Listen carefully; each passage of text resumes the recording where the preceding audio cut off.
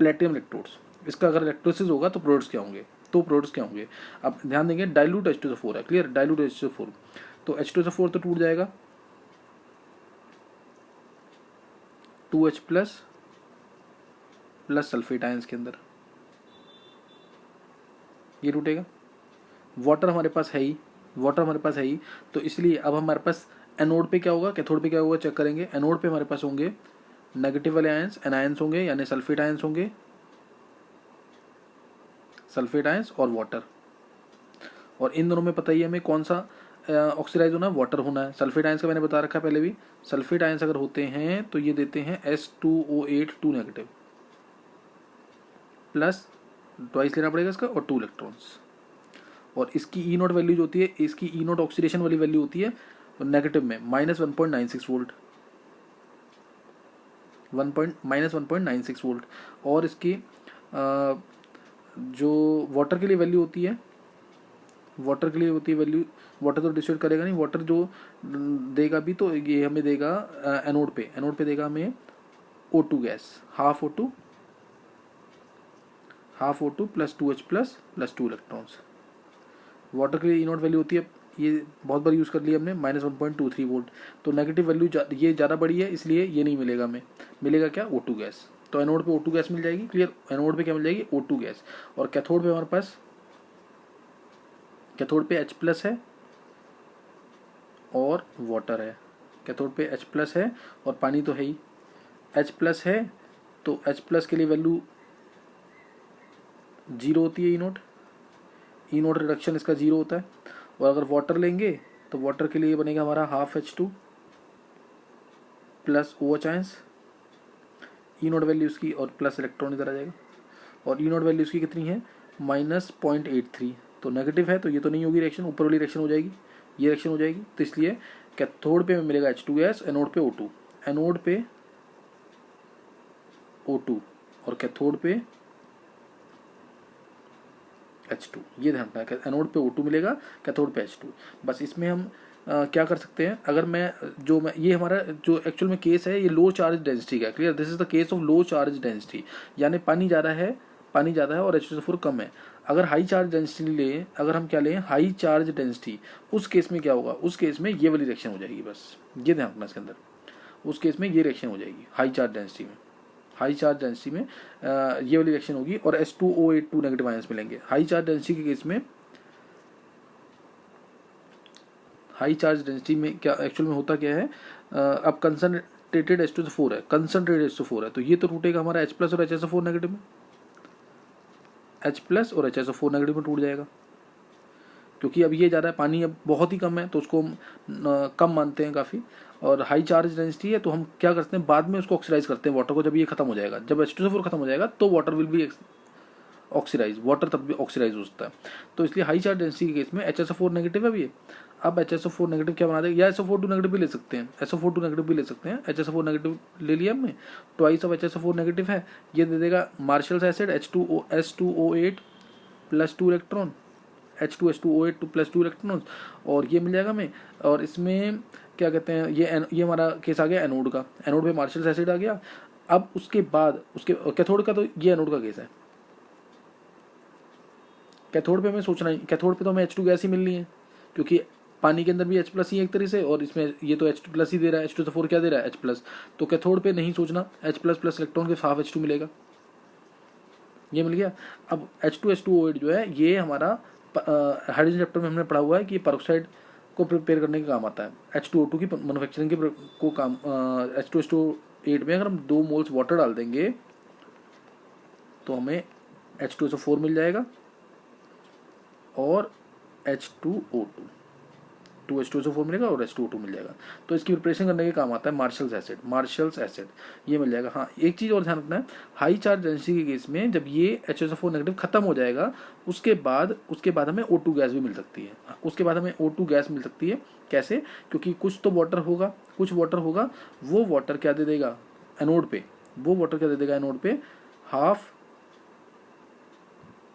O2 plus 2H plus 2 electrons. तो ये भी रिएक्शन हो सकती है at anode after oxidising HSO4 negative ion, तो ये रिएक्शन हो सकती है हाई चार्ज डेंसिटी के केस में। तो ये भी ध्यान रखना इसके अंदर।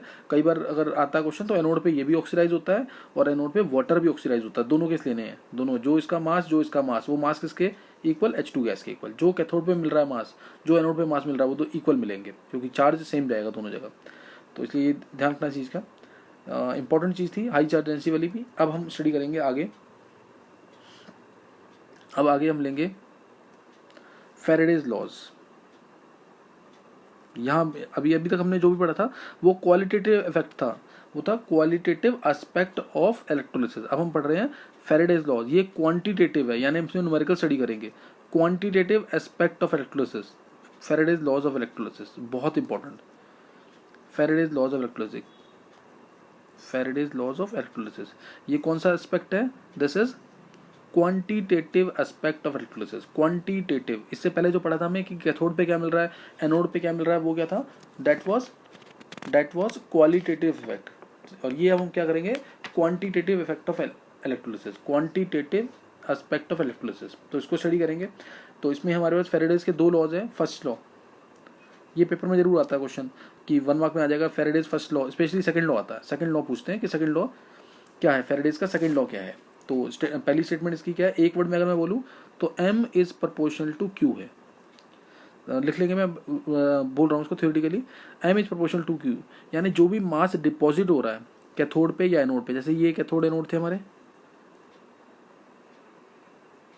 ये करंट पास की हमने, इस पे कुछ डिपॉजिट हो रहा है या इस पे कुछ लिबरेट हो रहा है, तो वो डिपेंड करेगा हमने कितनी करंट पास की है।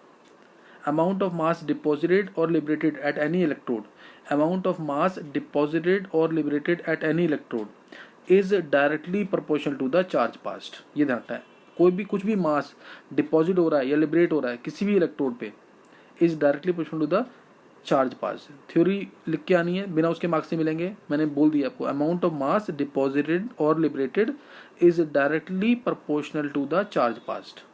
ये हमारा फैराडेज फर्स्ट लॉ है। M is proportional to Q, M is proportional to Q। M क्या है? मास डिपॉजिटेड और लिबरेटेड, और Q क्या है? Charge passed. Q क्या है? Charge passed. और तो M इज आ जाएगा यहाँ से ZQ। M क्या आ जाएगा यहाँ से? ZQ के equal, Z into Q। M is to Z into Q। और Z यहाँ पे बहुत इंपॉर्टेंट टर्म है, electrochemical equivalent. Electrochemical equivalent, clear? Z here is very important term called as electrochemical equivalent. इसकी अगर डेफिनेशन निकालनी है तो Q को रखना पड़ेगा 1, Q को 1 रखना पड़ेगा। Q को IT भी लिख सकते हैं, ध्यान रखना। Q को हम I into T, current into time भी लिख सकते हैं। इसको रखा हमने 1, Q को 1 कूलम रख दिया, तो Z की वैल्यू क्या आ गई? M के इक्वल। Z की वैल्यू क्या आ जाएगी? M के इक्वल। तो इलेक्ट्रोकेमिकल इक्विवेलेंट की डेफिनेशन क्या है, ये भी पूछते हैं 1 मार्क में। What is electrochemical equivalent? ECE। Electrochemical equivalent क्या है? It is the amount of mass deposited or liberated at any electrode when 1 coulomb of charge is passed, when 1 coulomb of charge is passed, or when 1 ampere current flows for 1 second, is amount of mass deposited or gas liberated when 1 coulomb of charge is passed, या 1 ampere current flows for 1 second, charge is past. ये ध्यान रखेंगे। Z की Z is आ गया M, और Z की जो value होती है, जेड इलेक्ट्रोकेमिकल इक्विवेलेंट की, ये होती है equivalent weight of substance divide by 96500। Derivation भी होती है इसकी, लेकिन स्कूल लेवल पे रिक्वायर्ड नहीं है, तो इसलिए मैं नहीं बता रहा हूँ, एडवांस लेक्चर में देखेंगे इसको। Z is equivalent weight by 96500, ये होता है इसका फॉर्म। जैसे अगर मैं बात करूँ Ag की, Ag प्लस के लिए, Cu2 प्लस के लिए, या Al3 प्लस के लिए, इनके लिए ज़्यादा यूज़ होती है वैल्यू। Ag प्लस के लिए इक्विवेलेंट वेट क्या होगा? इक्विवेलेंट वेट पढ़ लेंगे एक बार, ज़रा इंपॉर्टेंट है। इक्विवेलेंट वेट Ag का कितना होगा? 108/1। और इक्विवेलेंट वेट कॉपर का कितना होगा? इक्विवेलेंट वेट फॉर कॉपर 63.5, इस पर चार्ज कितना है? 2, तो बाय 2। और Al पे कितना हो जाएगा? इक्विवेलेंट वेट क्या हो जाएगा Al का? 20। ये इक्विवेलेंट वेट बता रहा हूँ मैं कैसे यूज़ करना है। बाय में तो 96500 है ही, ये 96500 क्या है? Charge on 1 mole of electron. बताता हूँ मैं क्या चीज़ है। Al3 प्लस, Al3+ अगर है तो इसका इक्विवेलेंट वेट क्या होगा, इसका इक्विवेलेंट वेट होगा 27/3। जिंक होता तो 65/2, ज़्यादा यूज़ होते हैं जो मैंने बता दिया। ये इक्विवेलेंट वेट कैसे निकालते हैं, जो चार्ज दिख रहा है हमें वो एन फैक्टर, इक्विवेलेंट वेट क्या होता है, atomic weight by N factor, atomic weight by N factor 1। तो ये पता लग जाना चाहिए यहाँ पे इक्विवेलेंट वेट कैसे निकालना है, जेड कैसे निकालना है, ये इंपॉर्टेंट है, ये आना चाहिए जरूर न्यूमेरिकल्स के लिए। एम जरूरी जेड यूज़ करेंगे तो जेड क्या है वो ये इंपॉर्टेंट टर्म है, IOT हमें सबको पता रहता है, जेड निकालना इंपॉर्टेंट है, जेड कैसे निकलेगा। तो this is equal to equivalent weight by 96500 coulomb, तो इक्विवेलेंट वेट बाय 96500, ये जेड है हमारा electrochemical equivalent, 1 coulomb current charge pass करने पर जो मास डिपॉजिट या लिबरेट हो रहा है, ये हमारा जेड होता है। तो ये फेरेडेज का फर्स्ट लॉ है, clear, this is Faraday's first law, amount of mass deposited और liberated is directly proportional to the charge passed. Z आएगा वो मैंने बता दिया क्या चीज़ होती है, तो इंपॉर्टेंट है, यहाँ तक कर लेंगे, नेक्स्ट नोट करेंगे आगे। नेक्स्ट है, जैसे अगर मैं बात करूँ यहाँ पे फेरेडेज सेकंड लॉ की, फेरेडेज सेकंड लॉ ये ज़्यादा इंपॉर्टेंट है, ज़्यादा पूछते हैं ये। Faraday's second law, Faraday's second law क्या है, तो ये हमारा कहता है कि अगर हम बहुत सारे सपोज हमारे पास बहुत सारे इलेक्ट्रोलाइट्स हैं जो सीरीज में कनेक्टेड हैं, तो चार्ज तो सेम जाएगा, सीरीज में कनेक्शन अगर होता है तो चार्ज सेम जाता है, ये इस तरह से कनेक्टेड है, ऐसे मान सकते हैं। मान लिया मैं 2 ही ले रहा हूँ इसमें electrolytes which are connected in series like this,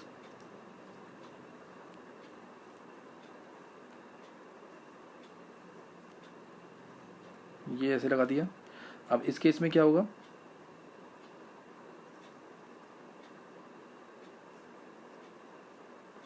ये कनेक्ट कर दिया मैंने दोनों इलेक्ट्रोलाइट्स को, यहाँ पे ये इलेक्ट्रोड्स कनेक्टेड है इनके, और ये दोनों आपस में कनेक्टेड है इस तरीके से। आगे भी ऐसे कनेक्शन हो सकता है, आगे भी कनेक्शन कर सकते थे। तो व्हेन क्या है, when if same charge is pass through number of electrolytes connected in series, through number of electrolytes connected in series, electrolytes या इलेक्ट्रोड्स ही कनेक्टेड है in series, then amount of mass deposited और liberated is directly proportional to their equivalent weight. तो if, दोबारा सुन लेंगे एक बार, if same amount of charge is pass through number of electrolytes, if same amount of charge is passed through number of electrolytes connected in series, same charge रखना है, same charge is passed through number of electrolytes connected in series, then amount of mass deposited or liberated, then amount of mass deposited or liberated is directly proportional to their equivalent weight, directly proportional to their equivalent weight। तो ये m is proportional to क्या आ रहा है, E, m is proportional to E आ रहा है, यानी m1/m2 क्या आ जाएगा, E1/A2, E1/A2। तो ये लॉ जरूर लिख के आना है, स्टेटमेंट जो मैंने बोली है कॉपी में लिख करके इसको रिपीट करना है, समझना है इसको। अगर हम सेम चार्ज पास करते हैं through number of electrolytes connected in series, तो जो मास डिपॉजिट होगा या लिबरेट होगा वो डायरेक्टली प्रोपोर्शनल किसके होगा, इनके इक्विवेलेंट वेट के। मान लो मैंने बोला कि अगर कॉपर का वेट डिपॉजिट हो रहा है से 6.35 gram, 6.35 gram of copper is deposited, तो what is the mass of silver deposited, silver का मास कितना डिपॉजिट होगा ये निकालना है, मास ऑफ सिल्वर निकालना है, ये कितना डिपॉजिट होगा ये हमें कैलकुलेट करना है। तो इसलिए हम क्या लगाएंगे फॉर्मूला, मास ऑफ सिल्वर निकालना है हमें by equivalent weight of silver,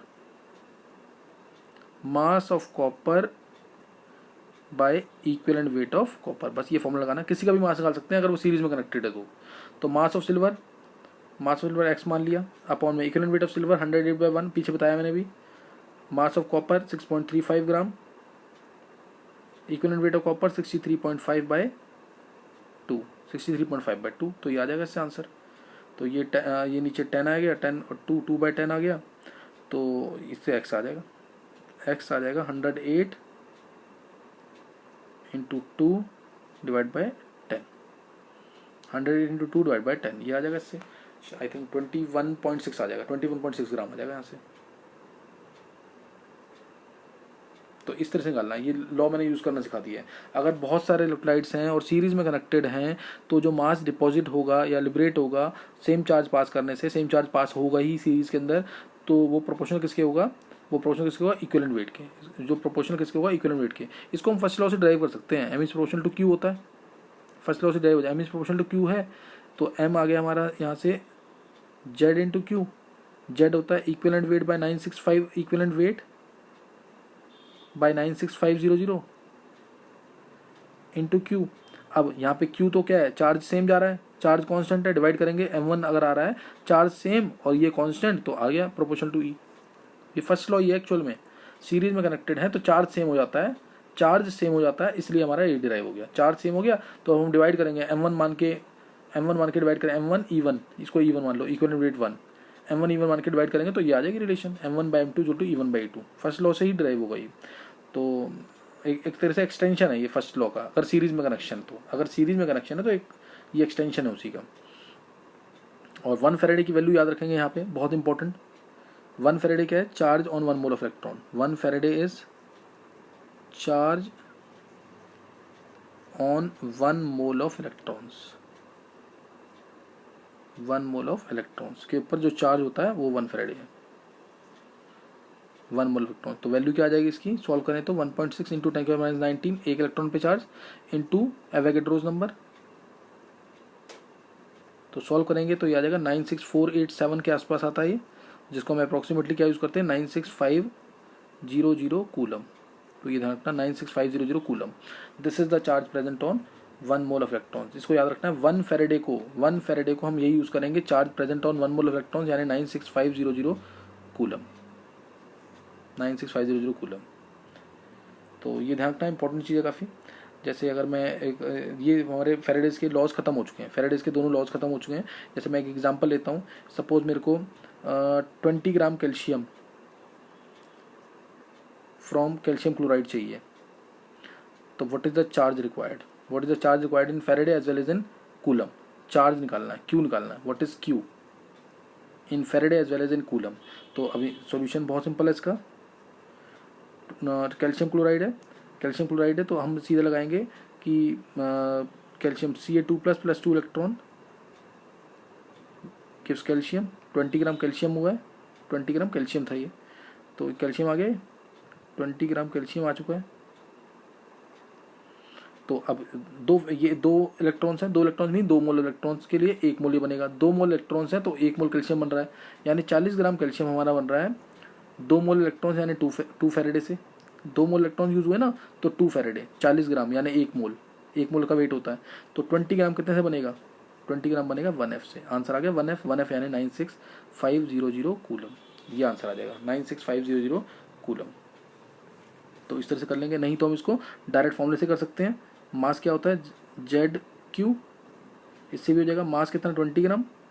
Z होगा इक्विवेलेंट वेट कैल्शियम का यानी 40/2, चार्ज 2 इस पे, अपॉन में 96500 Z बाय इक्विवेलेंट वेट। ये लिखा है ना पीछे मैंने Z का फॉर्मूला, पीछे Z का फॉर्मूला बताया हुआ मैंने, इक्विवेलेंट वेट बाय 96500। तो इंटू आई कितना है?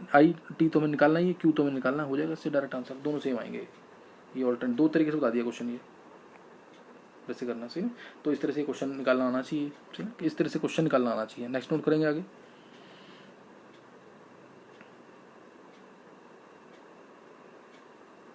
तो फैराडेज फर्स्ट लॉ और सेकंड लॉ ये बता दिया मैंने यहाँ पे। नेक्स्ट नोट करेंगे आगे ओम्स लॉ क्या होता है।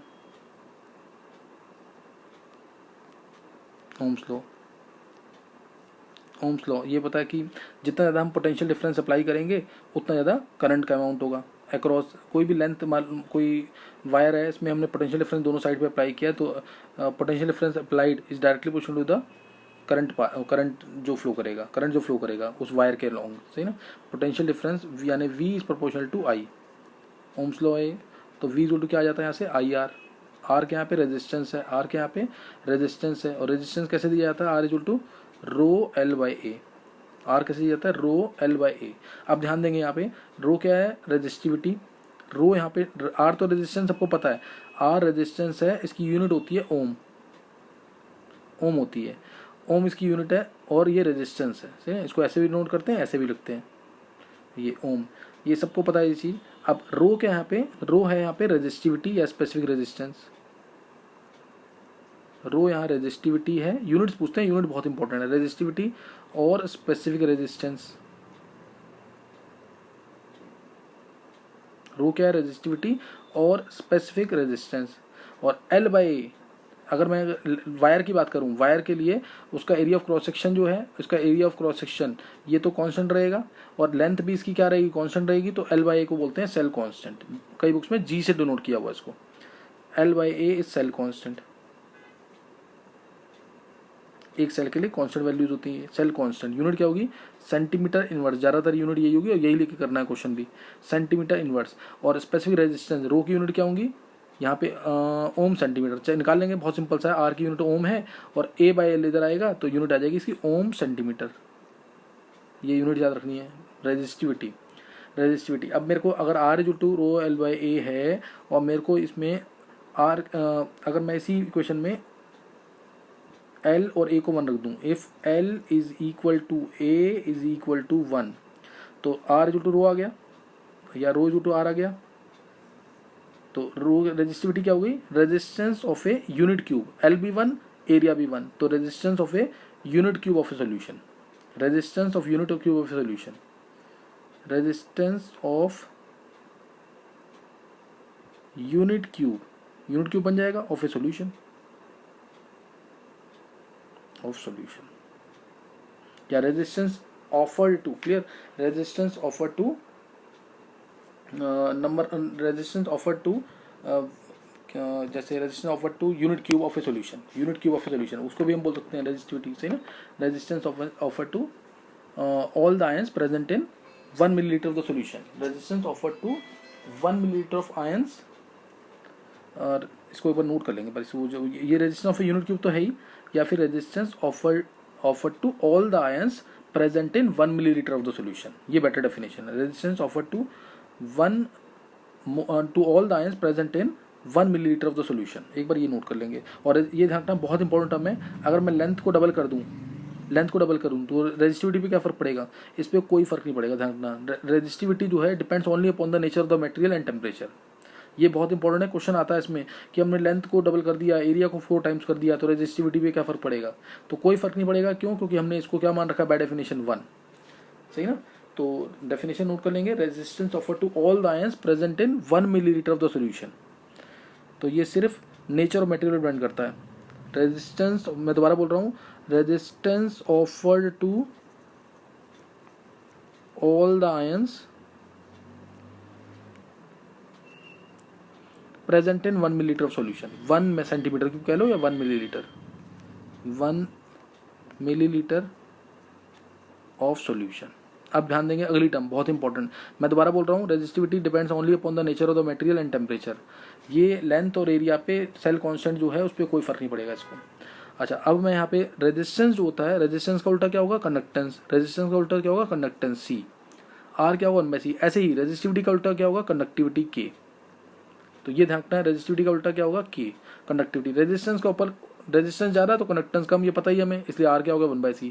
ऐसे ही रेजिस्टिविटी ज़्यादा तो कंडक्टिविटी कम, के इसको हम बोलते हैं। ध्यान रखना है, बहुत इंपॉर्टेंट टर्म है ये भी। और इसकी यूनिट्स क्या होंगी? जैसे सी की यूनिट कोई पूछेगा तो हम बोलेंगे ओम इनवर्स, ओम इनवर्स जिसको हम मोह भी बोलते हैं, MHO। ओम इनवर्स का उल्टा लिख दिया, या फिर सीमेन भी बोलते हैं,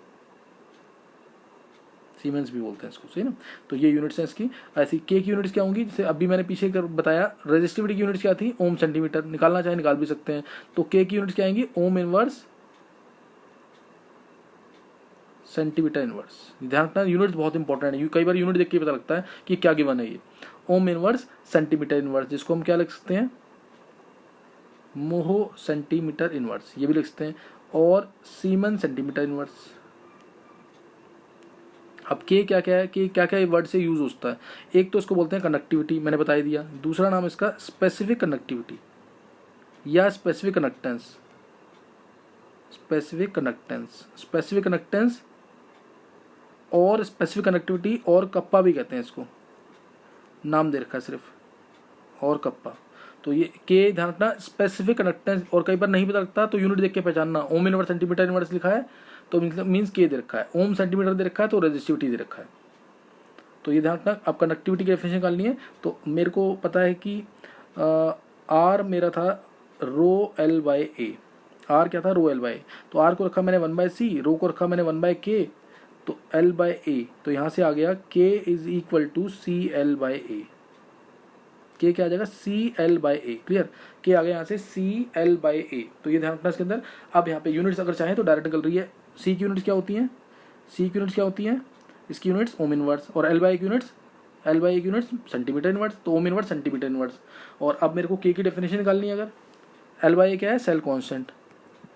अगर मेरे को के की डेफिनेशन निकालनी है तो के की डेफिनेशन निकालने के लिए ध्यान देंगे इधर, के इज इक्वल टू क्या है, C L by A, C L by A. तो if L is equal to A is equal to 1 then K is equal to C.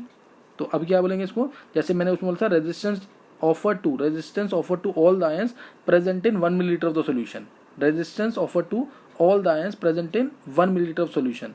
तो कंडक्टेंस ऑफ ऑल द, इसमें क्या बोलेंगे, कंडक्टर, एक word में बोले तो conductance of a unit cube. एक यूनिट क्यूब में क्या कंडक्टेंस है, एक यूनिट क्यूब है, मान लिया मैंने ये एक unit cube, 1 centimetre length, 1 centimetre breadth, 1 centimetre height, एक यूनिट क्यूब है। इसमें कितने आयंस प्रेजेंट है, क्लियर, इसके अंदर टोटल कितने आयंस प्रेजेंट है, उनका कंडक्टेंस जो है। तो इसमें क्या बोलेंगे, डेफिनेट के टू सी आ गया। एक वर्ड में बोले तो conductance of a unit cube of a solution, conductance of a unit cube of a solution, एक unit cube, L be 1 area be 1, तो conductance of a unit cube of a solution, या conductance offer to, conductance of all the ions, all the ions, ये ध्यान रखना आगे मैं बहुत use करूंगा। एक यूनिट क्यूब का क्या कंडक्टेंस है, वो conductivity, conductance of all the ions, conductance of all the ions of present in 1 milliliter of the solution, present in 1 milliliter of the solution, present in 1 milliliter of the solution, this is called as conductance। ये क्या है, conductivity, conductivity definition है, किसकी definition है, conductivity की, ध्यान रखना चीज का। This is the definition for conductivity और specific conductivity, specific conductivity definition सारी पूछी जाती है, ध्यान रखना इस चीज का। स्पेसिफिक कंडक्टिविटी की डेफिनेशन है, clear, this is the definition for specific conductivity. तो ये इसके अंदर ध्यान रखना है, डेफिनेशन मैंने बता दिया कि 1 सेंटीमीटर क्यूब में कितने आयंस है, 1 सेंटीमीटर क्यूब में कितने आयंस है, एल बी 1 है, एल बी 1 है। जैसे अगर मैं इलेक्ट्रोलाइटिक सॉल्यूशन की बात करूं तो जैसे ये इलेक्ट्रोड्स हैं हमारे, ये इलेक्ट्रोड्स हैं, तो इनके बीच में distance L, distance between the electrodes L है, और ये इसका एरिया ऑफ क्रॉस सेक्शन जो है ए है, इसका जो एरिया ऑफ क्रॉस सेक्शन है यहाँ पे वो ए है। तो ये एल और ए ये होते हैं in case of electrolytic cell. Electrolytic cell distance between the electrodes is L centimetre and area is A, and area is A, ये ध्यान रखना इसके अंदर से ना। तो ये एक इंपॉर्टेंट डेफिनेशन बता दिया मैंने यहाँ पे कि क्या होता है ये, नेक्स्ट नोट करेंगे आगे। नेक्स्ट अब टर्म आ गई इसके अंदर, कंडक्टिविटी की डेफिनेशन बता दी, यूनिट्स बता दी थी। कंडक्टिविटी की डेफिनेशन याद रखना, एक यूनिट क्यूब में क्या कंडक्टेंस है, एक unit conductance of all the ions present in 1 millilitre of the solution, या एक वर्ड में conductance of a unit cube, conductance of a unit cube, clear, conductance of a unit cube, एक unit cube का क्या conductance है, एक unit cube का क्या कंडक्टेंस है। नेक्स्ट नोट करेंगे आगे। और अब आ गया हमारा main definition, molar connectivity. Molar connectivity most important definition, board में भी आ चुकी है। मोलर कनेक्टिविटी नाम से क्या पता लग रहा है, molar connectivity, conductivity of 1 mole of the electrolyte, clear, conductivity of all the ions produced by 1 mole of the electrolyte, conductivity of